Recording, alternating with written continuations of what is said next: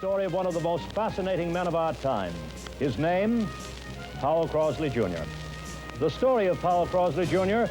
is not only the story of an unusually talented and far-sighted man, it's the story of a city, of the entire American way of life. It's the story of broadcasting and baseball, of automobiles and airplanes, of inventions and contraptions. It contains humor and pathos. It spans the panorama of the 20th century.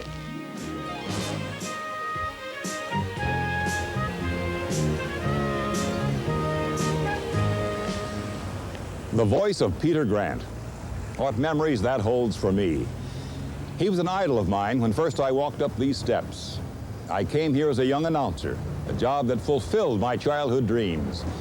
This building is known as Crosley Square. Today, it houses WLWT. I had sung on WLW's Chance of a Lifetime at the Arlington Street Studios back in 1939. After World War II, when I came to work here, it held the radio studios of Crosley Broadcasting, home of WSAI and the international powerhouse WLW, the nation's station.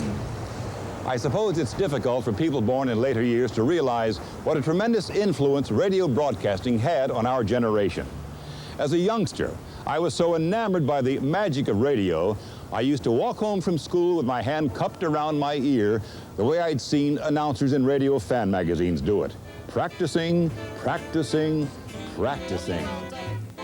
The Nation Station, home of Crosley Broadcasting. This is the Such was the mystique of the radio empire created by Powel Crosley, Jr. And I wasn't the only kid on my block to harbor such ambitions. When we were young, we played out our fantasies. We didn't take particular note of the 20th century marvels being introduced, and we were blissfully unaware of the contributions being made to our world by Cincinnati's native son, Powel Crosley, Jr. Powel Crosley was only 13 years old when the world welcomed the 20th century. You don't hear much about the 20th century today. If anything, we're prone to look forward to the 21st. But at the turn of the century, Americans shared an unbounded optimism for the future. The 20th century would be a time of technological miracles, and those wonders would be made available to everyone. The dream did come true. More miracles than anyone might have guessed. But to Powel Crosley, a young boy growing up in Cincinnati and dreaming of designing and racing motor cars on the great road circuits of the world, those early years of the 20th century were times of endless fascination. Fascination with almost anything mechanical. Fascination with the way things worked. Fascination with the limitless possibilities that a developing world seemed to be supplying with each passing day. The automobile, the electric light, the phonograph, the flying machine, the wireless radio. And Powel Crosley, Jr., the young boy who dreamed of racing motor cars, was destined to make a number of America's 20th century dreams come true. He was born in the Walnut Hills section of Cincinnati to a lawyer father and a devoted mother. In 1893, when he was 7, the family moved to College Hill, where Crosley and his brother Lewis attended Ohio Military Institute. He was wildly interested in automobiles. When he was but 13 years old, he experienced early success as both an inventor and as an entrepreneur. He had drawn up the design for his own electric car. He wanted desperately to build it, but he had no money to buy the necessary parts. He badgered his brother Lewis until Lewis loaned him his entire savings, $8. The budding entrepreneur then approached a skeptical parent. He coaxed his father to pay him $10 if they could build the car and make it run. The car was built, and it did run. Powel got his $10 and paid Lewis back the $8 he had borrowed. He then split his $2 profit with his brother. That early partnership was to last a lifetime. When he was of age, Powel entered the University of Cincinnati's School of Law to please his lawyer father. He soon became bored. His sister remembers how a teacher and friend of the family convinced Powell's father that his son was destined for other pursuits. She called my father in and said that I think you ought to drop this law business with your son, because he has a photographic mind and he can do many, many other things better than law work. And that disappointed my father very much. Powell made the switch to engineering and quickly outstripped his teachers and classmates. After 2 years, he again became bored. He left school to indulge in a number of enterprises, most of them having to do with automobiles.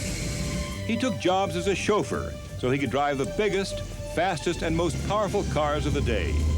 He worked as a lineman, a bond salesman, owned an advertising agency, bought and sold an automobile dealership, built and raced a gasoline-engined race car. He had wanted to compete in the Indianapolis 500 until an accident convinced him that the world and his young bride would be better served if he put his ideas to work in the auto industry. I remember the day that he bought this business. He paid $500 for it, and my father lent it to him because he didn't have $500. And he called it the automobile accessory business. And so Crosley turned to making accessories for automobiles. His first product was an inexpensive tire liner for the notoriously unreliable rubber tires of the day. He followed this success with a number of products that owners could add to the popular Model T Ford. One of his innovations was an inside starter. That was inspired by a broken arm caused by the vicious backspin of the crank of his own car. During World War I, his American Automobile Accessories Company marketed a flag holder that fit on the radiator cap of the Model T. Patriotic Ford owners rushed to display their country's flag on the hood of their cars. That small item helped Crosley attain substantial financial success. By the end of the war, he had become a millionaire. At that time, the Crosley family lived in the heart of College Hill, right here on Davie Street. Crosley's success had come after he married, after he had a family, and after a restless early life that seemed to hold little promise of the achievements to come. His automobile accessory business had made him rich, but his restless mind continued to seek new worlds to explore. It was here in this quiet Cincinnati neighborhood that Powel Crosley Jr. discovered a new obsession, one that would take his mind off his love for automobiles for some time to come. The year was 1921. Crosley's son, Powel Crosley III, came to him pleading for a unique toy. The toy was called a radio, and it was an intriguing device that allowed you to hear voices through the air. Crosley wanted to see and hear this new wonder for himself. He and his son went shopping for a radio. Tom Muir, a boyhood friend of Powell III's, remembers that day. And when they came back, they did not have a crystal set. And Powell Jr. was very upset. And his father pranced up and down on the porch, as he often did, with his hands behind him, mumbling to himself in shorthand or something I didn't understand, and saying at that time, the idea of charging that much for that little thing, well, I could build that for half that price. Prices ranged from $130 to $150, and in those days, a family man's salary ran between $12 and $15 a week. Instead of buying an expensive radio, Crosley bought the parts. Taking them home, he assembled his first Crosley radio. Total cost? Approximately $35. At the time, he owned a small automobile accessories factory. This is where it was, in this building at 1601 Blue Rock Street on the west side. Crosley employed 2 young engineering students from the University of Cincinnati. And that's when he came up to the university and hired myself and my co-op partner, Dorman Israel. He brought them the radio he had built for his son. He had them follow his design and then improve upon it. More important, he had them make it cheap enough so that almost anyone could afford one. Elmer Hentz recalls early difficulties in getting stores like L.T. Milner's to carry Crosley radios. I know Powell and I, we went down there together. He took the business end of it, and I took the technical end of it, you know.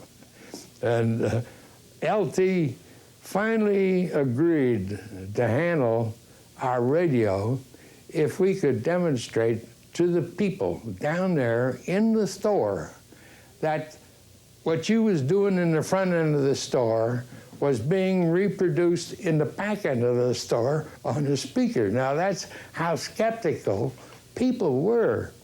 Well, this building bears no historical plaque, but it should. Within these walls was born the mass-produced, inexpensive radio.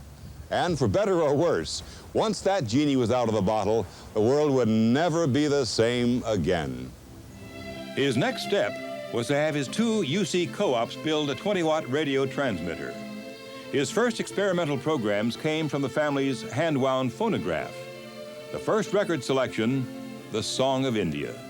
As a matter of fact, it was also the second, third, and fourth selections as Crosley played the favorite disc over and over. His daughter, Paige Crosley Kess, remembers those early experiments. Well, he started Crosley Broadcasting, such as in his house in the billiard room upstairs. And he had equipment, as I say, all over the place, and cabinets and wires running here and there, and he had microphones and all that kind of paraphernalia. Powel Crosley started his broadcasting empire because he wanted to sell radios. He was convinced they would become more than a rich man's toy or a passing fad. The first radio marketed under the Crosley name was a coupled crystal model. Crosley called it the Harco. The Harco was followed by a more sophisticated one-tube model, and then more and more models. Those early Crosley radio sets were fabulous successes. Not at all surprising. Crosley radio sets were underselling their competitors by as much as $100, and that included antenna and earphones. The competition rushed to meet the challenge, but Crosley had stolen the low-priced market. It was his initiative that brought low-cost radio within the reach of the average American family and earned him the title, the Henry Ford of radio. I think he went in the radio with that intention of being the Ford of radio. If one guy would bring a radio set out for $150, Crosley would have one just as good, if not better, for maybe $120. And that's what he tried to do all of his life, to make something cheaper so the public could afford to buy it. Crosley soon realized that listeners would have to have quality programming if radio was to last beyond the fad stage. In March of 1922, Crosley traded in his experimental 8CR transmitter for a more powerful 500-watt model with a range of 200 miles and farther. The call letters of his newly licensed radio station, WLW, were heard for the first time. And he was so thrilled when WLW was given to him. I remember that night very well. It had just come through from the government, and he was allotted WLW, and we all danced. And he was so happy and so pleased. The station began by offering live music broadcasts. Arnold Bluedow, a musician from Doherty's Melody Boys, one of the first WLW orchestras, tells what it was like to play in the studio at Crosley's North Side factory. Went over backstairs and went in the back room, and we thought, where are we going? It looked like some kind of workshop or something. And finally again he said, well, here's where we broadcast. And everybody had to take their place, and as they took their place, they would set up the microphones accordingly, but nobody could say nothing until we got the go from the red light, and we'd start up the orchestra, we'd play the orchestra. Those first efforts at broadcasting would give way to more and more sophisticated programs. Their echoes live in the memories of those who heard them. Remember? We take you now to Cincinnati.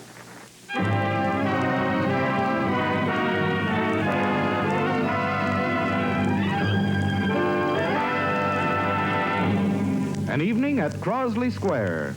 Here's a friendly invitation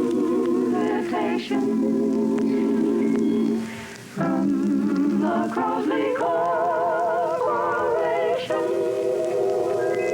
Come spend an evening at Crosley Square. A friendly greeting awaits you there. June kisses, I can't forget when our lips met under the moon. I've known you so long and loved you so much. I'll always be glad I met you. Took a monkey for a ride in the air. The monkey thought that everything was on the square. The buzzer turned on his head, sang Sally down at Mississippi. Apple Jack and goods like Mary will have a tambourine. Come spend an evening at Crosley Square. A friend. Crosley's competitors had to rush to keep up. The marketing strategy of selling affordable radios and supplying WLW's listeners with a quality program service was a resounding success. By 1922, his automobile parts factory was turning out 500 crystal sets a day. Radio manufacturing had far outstripped his other ventures, and Crosley realized he had a tiger by the tail. He entered this whole new field by happenstance, but it would consume his attention for years to come. The 500-watt transmitter was soon upgraded to 5,000 watts, and his automobile parts business was renamed the Crosley Manufacturing Company. Crosley continued to expand and improve his facilities. In 1925, the manufacturing plant moved to a building on Coleraine in Cincinnati's Camp Washington district. He installed his increasingly popular radio station on the 4th floor. WLW was given larger, more modern studios with the latest equipment and design features. As the radio audience grew and the manufacturing company sold more and more sets, Crosley was required to fight a continuing series of legal and legislative battles to protect and bolster the infant broadcast industry. He battled the telephone companies and powerful newspaper interests who were lobbying hard against the spread of radio and the beginning of radio advertising. He won out when the government signed the license for a 50,000-watt transmitter. Crosley purchased radio station WSAI, and the 50,000-watt WLW transmitter was constructed at the WSAI transmitter site in Mason, Ohio. It was May of 1928, and America was riding the crest of a heady wave of prosperity. The restless Crosley was not content with his new 50,000-watt radio station. He and his engineers started to talk and plan for an even more ambitious facility. They finally came up with a design for a transmitter that would supply WLW with an unheard-of 500,000 watts of AM power. WLW already carried the title the nation's station. This would guarantee them a national reputation for years to come. The political obstacles to the licensing of such a broadcasting Goliath were formidable. Right in the midst of Crosley's lobbying efforts, the Great Depression of 1929 delivered a gut-wrenching blow to America's breadbasket. But Crosley was not to be deterred. He carried his cause to the highest office in the land, the President of the United States. Radio, he advocated, was the cheapest form of entertainment available to a poverty-stricken nation. Besides, it was the most effective way for a crusading president to get his message directly to the people. Franklin Delano Roosevelt, the man who was to create the fireside chat, understood what Powel Crosley was talking about. On May 2nd, 1934, he sat at his desk in the White House and threw a switch that supplied the first electrical current to the most powerful radio station on the face of the earth. Howard Leppel, a former chief engineer at WLW Radio, remembers being terrified the night that Powel Crosley introduced his new 20th century marvel to a waiting world. They had a group out at the transmitter, and he dedicated it from there. It was a brand new high-powered design, and there were a lot of engineering firsts in the design of it. If the power was too high, it would go off the air. If you got the voice level too high, the station would go off the air. By this time, both the Crosley manufacturing plant and the radio stations had been moved to this building. You can still see the Crosley C above the door. It's now occupied by the Hart Hanks Corporation. The radio studios were on the 8th floor, and in 1932, they were acknowledged to be the most modern in the country, more modern than New York, Chicago, or Hollywood. Sid Tenike of the historically famous Doodle Sockers radio show remembers moving into the Arlington Street studios. Starting in 1930, we had these beautiful new studios on the 8th floor on Arlington Street. They were the very last word. Studio, it was a great, big, tremendous thing with lighting and colors all around it, modernistic to the last degree. 4 years later, I go to NBC in New York at 711 Fifth Avenue, and they still had the monk's cloth hanging on the walls. 4 years after WLW had these beautiful new studios. And of course, all of this was the brainchild of Powel Crosley. The brainchild of Powel Crosley. He had his office up there on the 8th floor, watching over his manufacturing and his broadcasting world. And oh, what an array of talent he brought through these portals. It featured the performances of stars bound for glory.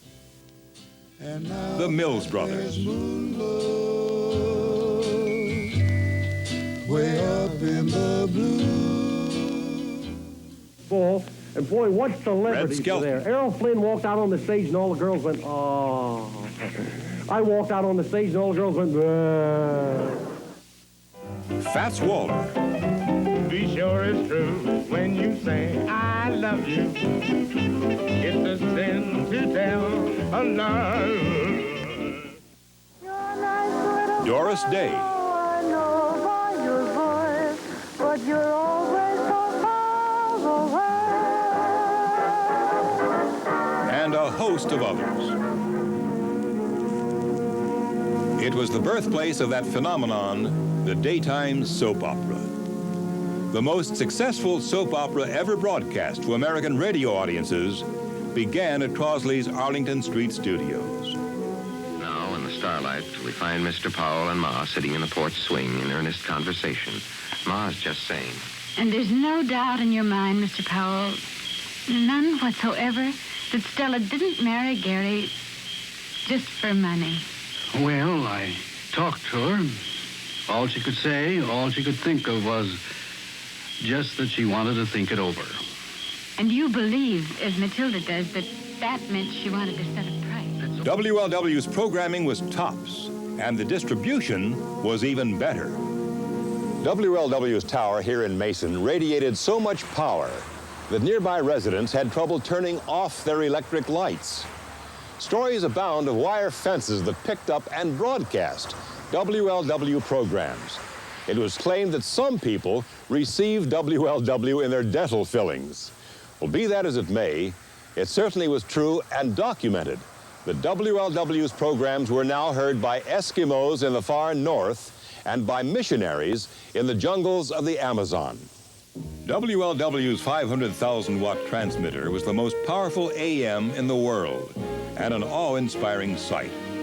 Its transformers weighed close to 50 tons, and it took over 500 gallons of distilled water every operating minute to cool its giant vacuum tubes, and an additional 700 gallons of tap water a minute to cool the distilled water heated by those tubes. Crosley considered it his crowning achievement in the field of radio. When the government reversed its decision in 1939 and severely restricted the use of the powerful 500,000-watt transmitter, some say it caused Crosley to become disillusioned with radio broadcasting. Even his early supporter, FDR, couldn't ignore the overwhelming pressure from newspaper, telephone, and broadcast lobbyists. Powell's niece, Lyda Montgomery, talks of his disappointment. And Roosevelt approved of it and then knocked it. And his heart was broken then because he was the most powerful station in the world. In fact, I have a friend that lived in Australia and said, well, they got WLW better than they got anything else. But then he was knocking out everything else, and they didn't like that. Every other little station was being whopped. WLW's 500,000-watt transmitter was the electronic marvel of the age. It lies asleep now in the WLW transmitter building here in Mason. It's been stripped of many of its essential parts and rests rather ignominiously behind stacks of stored boxes and piles of obsolete equipment. But during WLW's heyday, Powell's Let's Do It Now spirit brought about the creation of entertaining radio programs as well as technological advances. Mary Wood, longtime radio and TV columnist, remembers how one of WLW's longest-running radio series was created. But if Powel Crosley, who owned the station, had ever known how Moon River, or where Moon River got started, I don't think he would have been as happy about it as he was. One of the top producers at the time was a lovely fellow named Eddie Byron.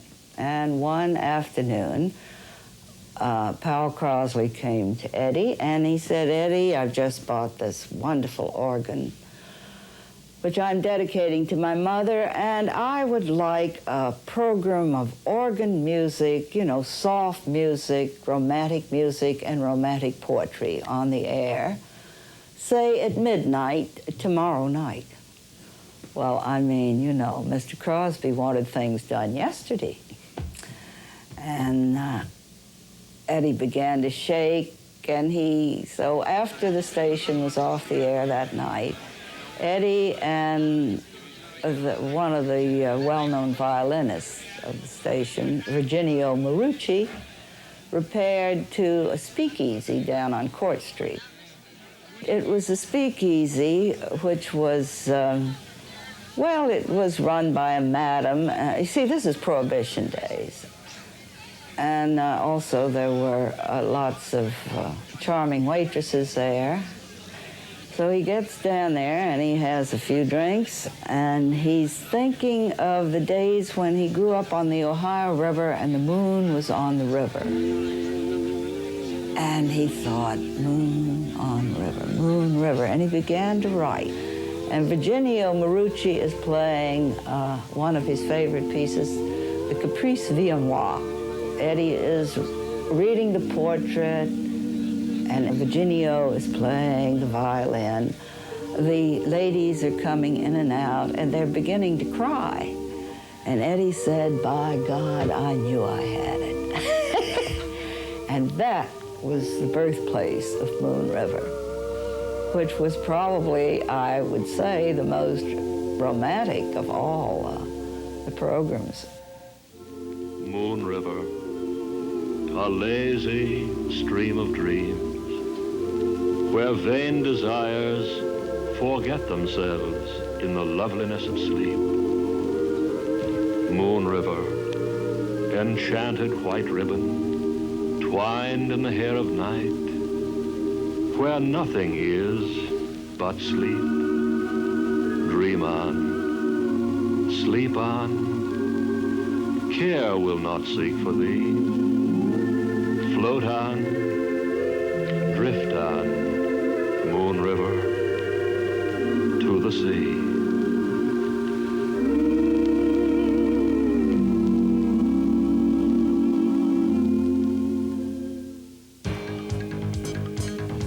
During the 1920s and early 30s, radios were not the only items produced by the Crosley Corporation.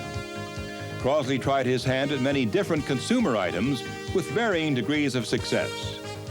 When he built his first radio, his automotive parts business was languishing.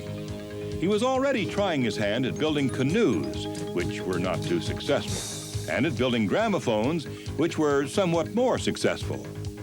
The skills acquired making gramophone cabinets gave his employees experience that was later put to good use building radio cabinets. In the mid-1920s, he designed a simple and inexpensive gas refrigerator called the Icy Ball. Paul Gorel, a collector of Crosley memorabilia, explains how it works. This is the Crosley Icy Ball unit. This is the Icy Ball. To recharge the system, you turn it around, put this ball in a bucket of water on a kerosene burner to regenerate the system for 45 minutes every day, and then reverse it back around. This ball has a hole in it for the ice cube tray, and you put it back in the box. And then as the ammonia escapes back into the ball that we heated and forced it out of, the exhaust part of the Ventura in there causes the cooling. That gives you refrigeration in the home before you had electricity. For many years, Crosley Manufacturing continued to receive thank you letters from isolated tropical and desert outposts where the icy ball was the only means for civilized persons to make ice cubes to cool their drinks. A number of them continue to be used to this day. Crosley worked on the development of a 35-millimeter camera. This is the prototype. He abandoned the design when the pot metal housing developed light leaks, an omen of problems he would later experience when developing car engines. Then there was the somewhat embarrassing Extravac. Embarrassing because it was the object of a government lawsuit. The suit charged that the vacuum device could not coax the growth of new hair, as Crosley's advertising claimed. However, Louis Crosley remembers his grandfather's faith in his own product. He had one in his bathroom, and he did use it religiously as he got balder and balder. And I remember this crazy cap sitting on his head with the rubber skirt to make a tight seal, and the hose coming out of the top, and it. And so, not every product developed by Crosley was a resounding success, not by a long shot. His sister advised him against developing a speedy tandem seat roadster after accompanying him on a hair-raising ride. I said, pal, you don't have to think that you're going to sell that car, because you aren't. He said, what do you mean? I said, well, you were up there and I was back here. If I was a girlfriend, you'd want a hug. Oh, I never thought of that.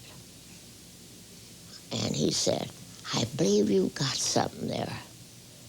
And he was very disappointed because the motor was good and we did go like the wind. I can feel my hair blowing to this day.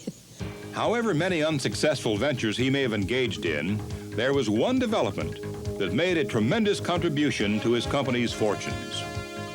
Crosley was noted for taking the time to talk to any inventors, tinkerers, or gadgeteers who wanted to talk about their ideas. Many of those ideas were exchanged right here in this room. This is the office that Crosley occupied on the 8th floor at Arlington Street. It's as he left it. The imported wood paneling, the ornate fireplace, the leaded casement windows. It lacks his desk, his office furniture, his personal effects. They're all gone now. The room is currently used for conferences and training sessions by Hart Hanks. We don't know for sure, but this office might well have been the scene of a legendary meeting.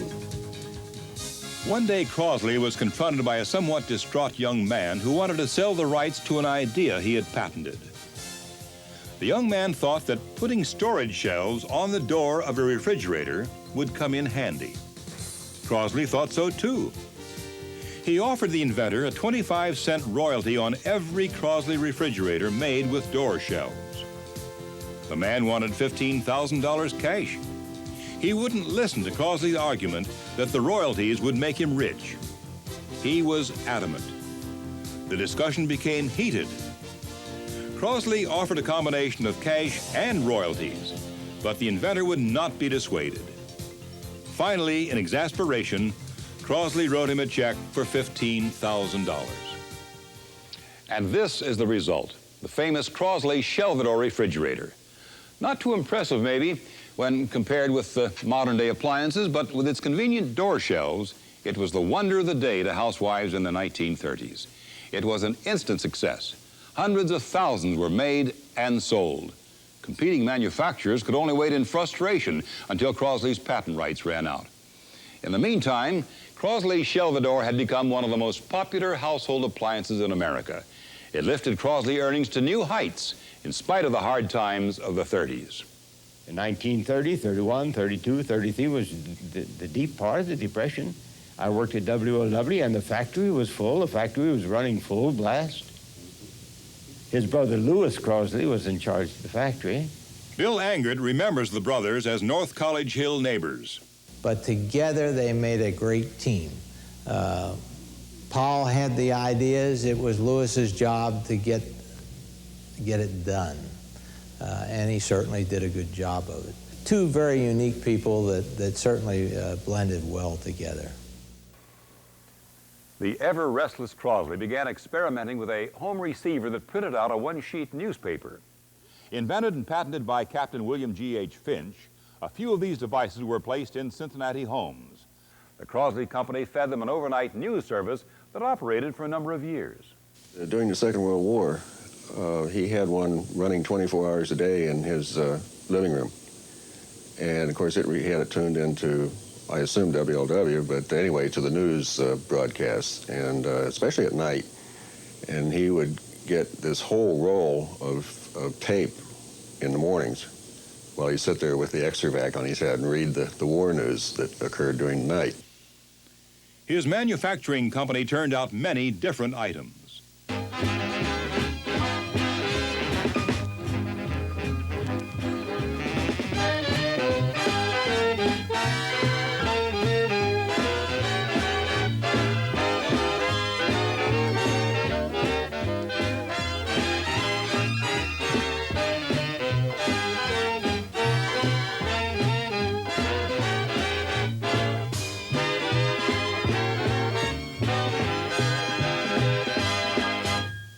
The Crosley Company was a leader in the design and manufacture of a number of radio's innovations.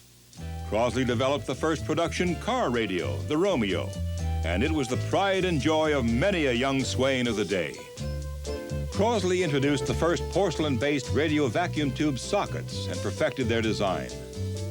Other companies bought them for use in their own radio sets, a testament to Crosley quality. No story about the accomplishments of Crosley Broadcast Engineering would be complete without mention of the superb team of talented engineers that Powel Crosley assembled. Many of his radio empire's trailblazing advances came from the creative minds of his engineers. Under Powell's guidance, Jim Rockwell and the Crosley engineers started designing and developing television broadcasting equipment. They produced Cincinnati's first television broadcast in 1939. That same year saw Powell return to his first love with the introduction of the Crosley automobile at Indianapolis. One of the nation's first small cars, it was meant to occupy the garage of every average American family. It was the fuel-efficient little wonder that would be the answer to rising gasoline prices. It was Crosley's dream and his passion. It was even featured at the 1939 World's Fair with Mayor LaGuardia. There were two models, and they were powered by a two-cylinder engine. He became so involved in the car's production that he gradually lost interest in his radio stations and the successful manufacturing company.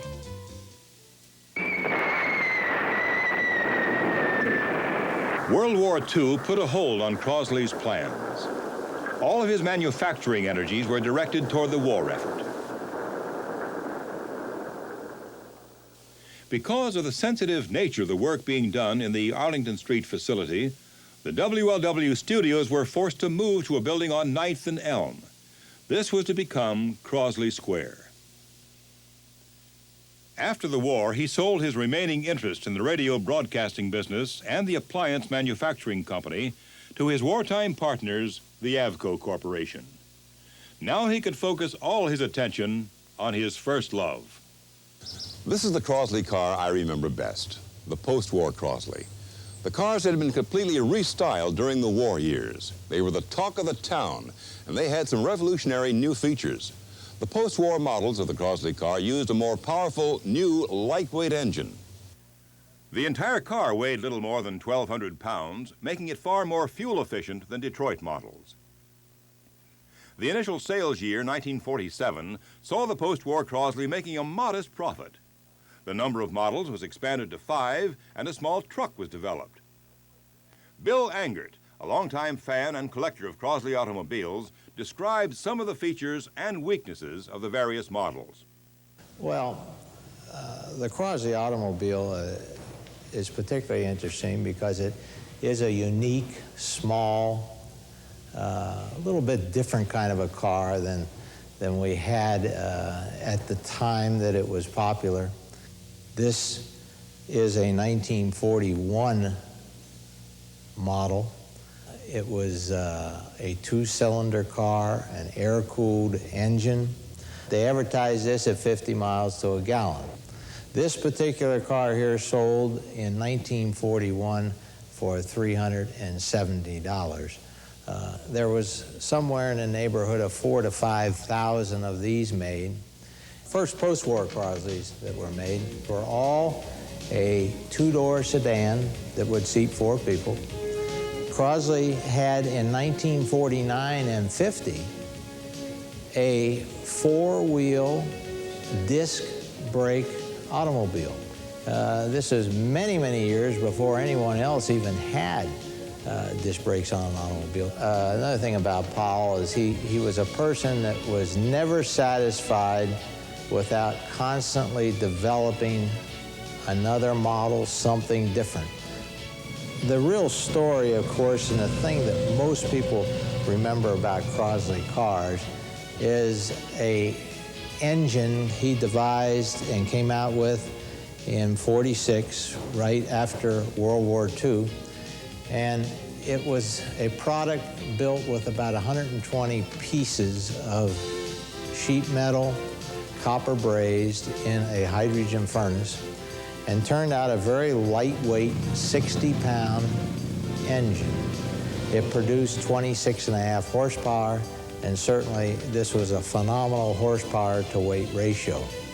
Well, when they put it in an automobile, the thing that happened is you had a steel product completely welded with copper, and you would put water in it or alcohol-based antifreeze, and you suddenly almost had a battery action, a corrosive action that would literally destroy the engine from the inside out. Many, many thousands of them failed, and this put a bad taste in the public's mouth. Crosley replaced the so-called tin engine with an iron block model that was far more reliable. But world events were also conspiring against him. The Korean War broke out. That raised the price of raw materials and labor. The Crosley car became more and more expensive to build and to buy.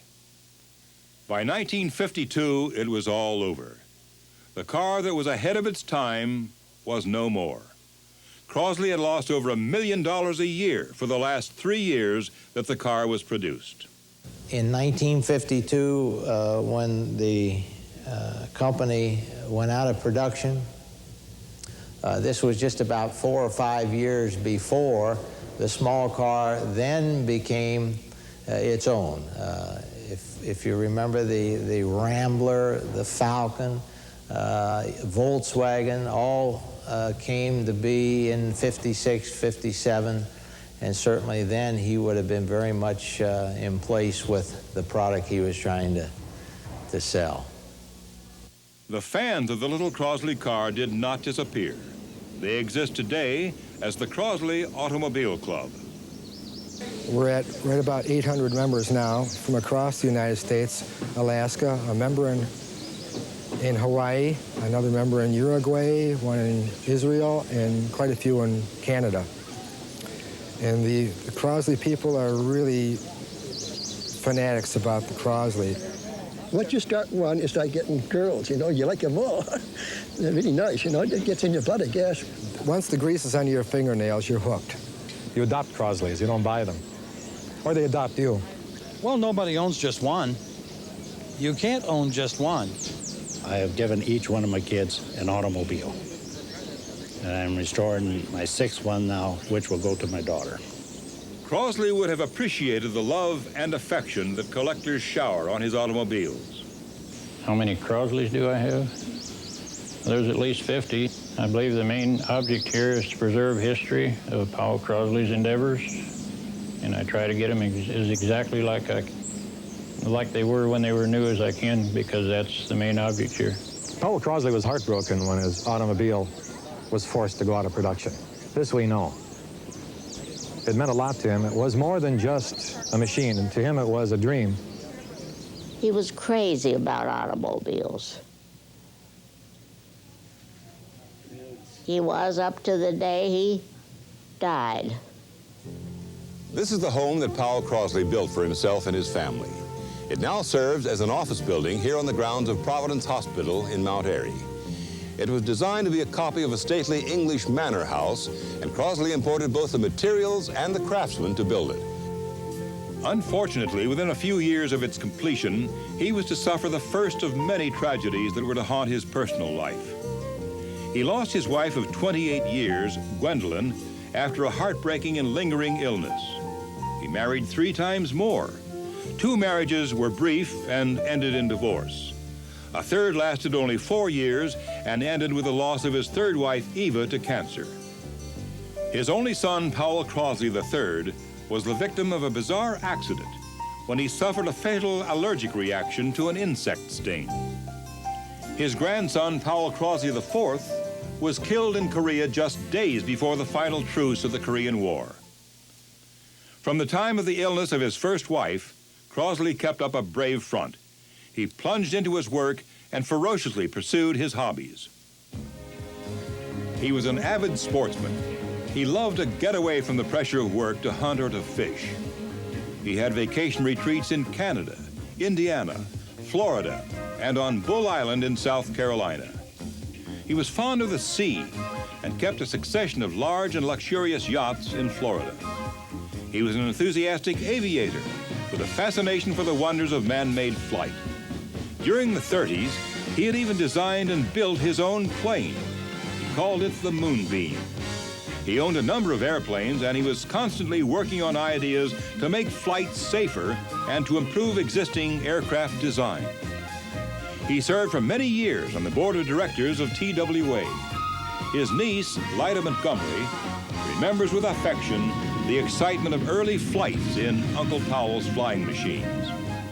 I was 7 years old when I flew the first time, and in his plane. And now we flew from where we were in Florida to St. Petersburg for lunch. Well, I mean, it was a hydroplane. I can remember it landing on the beach the whole bit. It was a terrible experience, but we made it. There was another important aspect to Powel Crosley's life that had a major impact on the city he loved. In 1934, when it looked as though the Cincinnati Reds might be bought and moved to another city, Crosley stepped in and bought the franchise. To Cincinnati sports fans, that was Powel Crosley's greatest gift to the city. When I was a kid, I sat in these Crosley Field seats and gave thanks to Powel Crosley for keeping my beloved Red legs where I could watch them. The nostalgia for those glory-filled years is evident today here in Blue Ash. This is a replica of old Crosley Field created by loving fans years after the original gave way to urban renewal. They appreciated the sports legacy that Crosley gave to his beloved city. And make no mistake about his commitment to saving the Reds for Cincinnati. And New York offered him a certain amount of money for the Reds. He said, I'm not going to sell them because they belong in Cincinnati. He had a love of Cincinnati. A lot of people didn't think so, but he absolutely did. Soon after Crosley acquired the team, he upgraded the ballpark and renamed it Crosley Field. He became an ardent fan and hired the management talent whose names are now legend. Larry McPhail, Warren Giles, Chuck Dressen, Gabe Paul, and Bill McKechnie, to name a few. He gave the acknowledged dean of American sportscasters his first job when he hired a young Red barber to do play-by-play for the Reds. And he was understanding enough to let the young sportscaster go when Barber's youthful ambitions outgrew Cincinnati and he took a job in New York. Well, when Mr. Crosley heard that, he sent for me and he said, I'd like to have you stay in Cincinnati. And I'll put you in charge of sports, and I'll guarantee you that you can make $16,000 a year, which was a lot of money. And I said, well, thank you very much, Mr. Crosley, I appreciate it. but I'm going to go to New York. Well, he said, why? I said, for the same reason you went broke 5 or 6 times before you came up with WLW. He got up, came around the desk, shook hands, and said, I understand. You want a bigger opportunity. I said, yeah, thank you. He became a frequent visitor to Crosley Field and traveled with the team when he could find the time. In spite of his intense interest in the Reds, he gave his managers a free hand, and he respected their judgment. Gabe Paul tells what it was like to work for Powel Crosley as the Reds' general manager. First of all, he was brilliant. I don't think many people realize how brilliant he was, and I've thought back many times over the years at some of the things that he said and how well they proved out. You want to be consulted on things, but he let you make up your own mind. He didn't attempt to be a smart baseball man. He had the greatest common denominator of all. He had common sense. He was really an ideal owner. I didn't realize at the time, or I never would have left. There aren't many things that I regret that happened in the 58 years I was in baseball, but I think I regret more than anything having left him. It wasn't just the team that Crosley brought to the city in the game of baseball. He brought us this, night baseball. Now, Wrigley Field is just getting the benefit of night baseball, but Cincinnati has had it for over 50 years. Gabe Paul remembers vividly Crosley's reaction when Larry McPhail told him he would like the Reds to play at night. Larry McPhail is the father of lights, but lights in the major leagues came about when Larry spoke to Crosley and told him that if they could only have one night game a week, that it would be like adding another Sunday. Sunday was the big attendance day, and Crosley said, why don't we have lights? He said, because the league would not allow it. He said, well, have we ever tried it? Have we ever approached them on it? Larry said, no. And he said, well, let's try it. And sure enough, they did get permission to play 7 games at night, which was increased to 14, and then went gradually up. In 1934, Crosley equipped his ballpark with lights, and the Reds made history when they played the first night game in the major leagues. It was an innovation that increased the number of fans who could regularly enjoy the sport. Crosley was pictured as a very frugal man, but he wasn't at all. He was willing to spend on something that he thought was worth spending for. He had a very good expression that he used to use often, say, let's spend smarter dollars. It's very sound. We have shown you some of the significant contributions made by Powel Crosley to 20th century living. We have seen only the highlights. Any one of them could provide a program of its own. But a recounting of accomplishments tells us little about the personality of the man. What was Powel Crosley really like? We turned to the people who knew him and found some contradictions and much agreement. You wouldn't dare call Powell by his first name. Always Mr. Crosley, never Powell. We called him the boss, and he was everybody's boss. He was a very definite person. My brother was very determined. Frankly, a very aloof type person. He wasn't real big on showing his emotions. Well, I think he was a fascinating man. To me, he was exciting. He was a natural-born salesman. Inventive. His mind never stopped working. He loved to tinker. He wanted to be the Ford of radio. He was a person that was very uneasy or bored if he didn't have something new coming. He was a go-getter. He always had something going. He always had a goal. He was always looking ahead. A lot of imagination. He was a genius. Tremendous ideas. Every time he opened his mouth, it was interesting. He was very outgoing. Gentleman from the word go. Tall. Very tall man. Always dressed to the nines. I wouldn't say he was terribly handsome. S-U-A-V-E, suave. Well, he preferred younger people. I think he liked the ladies. And he enjoyed dating. And I think the ladies liked him. When he worked hard.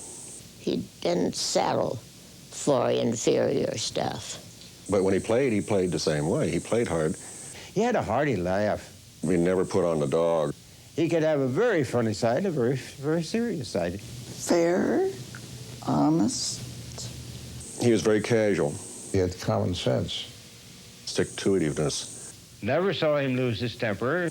He was a pretty rough character at times. He didn't want anybody poaching in on him. You might say opinionated. He hung on like a bulldog until he accomplished his objectives. In a nutshell, he knew what he was doing. Because he certainly wasn't boring. I think he would have been happiest if the car had done as well as he had hoped. Did everything possible to get that dream developed. I realize now what an outstanding man he was. Everybody referred to him as the boss. The boss. He was the boss. And we all loved him. Powel Crosley Jr. died in 1961. During his lifetime, he had become an entrepreneur, inventor, radio broadcaster, industrialist, businessman, sportsman, automobile developer, a dreamer of dreams, and a provider of modern-day miracles to the American public.